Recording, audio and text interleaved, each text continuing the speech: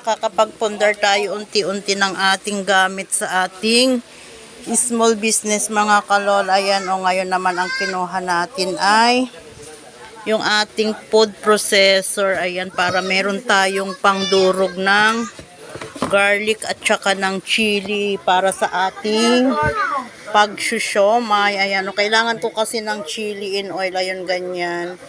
Tapos garlic. Ayan. So, ayan ang ating pundar ngayon. Sana makaipon pa tayo ng mas maraming gamit mga kalola. Ito yung number 1 kong customer sa chocolate. Ayan mga kalola, may pagbabago na sa ating pinagawa ko na yung kainan para yung aking lamesa na malaki. Hindi ko na rin siya inilalabas kasi pag umuulan nga, sabi ko nga naaanggihan dito. Kaya gusto ko nga rin ipagawa sana itong bubong, kaya lang kapos pa yung ating budget. Ipon-ipon lang muna ulit. Salamat sa lugaw. Ito yung ating bagong kapartner ngayon dahil kahit gabi. Ito sana yung matagal ko ng pangarap noon pa to, kaya lang syempre kulang-kulang tayo sa budget. Ganito yung magandang business sa panahon ngayon mga kalola, kasi nga kahit natutulog ka, gumagana yung iyong business. Hindi katulad ng tindahan, pag wala ng tindera, pag tulog na, wala ng kita, diba? Hindi katulad dito, may mga dumadaan minsan sa hating gabi.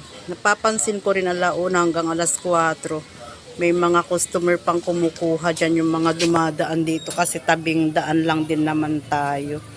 So, ito yung nadagdag dito sa aking At syempre itong raffle ticket, hindi natin yan iiwanan dahil yan ay isa din sa ating pinagkakakitaan sa mga gustong mag-agent mga kalola. Ayan, PM lang nyo ako. Ako ang distributor na ngayon dito sa Bangkal, Malolos, Bulacan. So ayan. O diba parang mas ginhawa na siya kasi maliit lang itong ating space. Kaya tamang-tama lang itong nilagay natin na hanging table. Hanging ba tawag dito? O nakaano lang siya dito. Sinandal lang sa pader. Para pag kumakain itong number 1 kong customer. Ginhawa na, o diba Deng? Mas okay na kaysa sa lamesa kahit na umambon-ambon.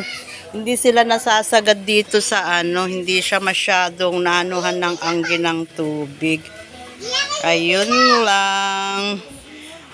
Pundar tayo unti-unti. Ang unang-una kong sa lugaw ay itong mga mangkok na yan. Tapos nasundan-sundan na lang din. Ayan, thank you very much sa aking mga kapitbahay na patuloy na tumatangkilik ng aking paninda. So, ayan lang, hanggang sa muli mga kalola. Love you all, ma.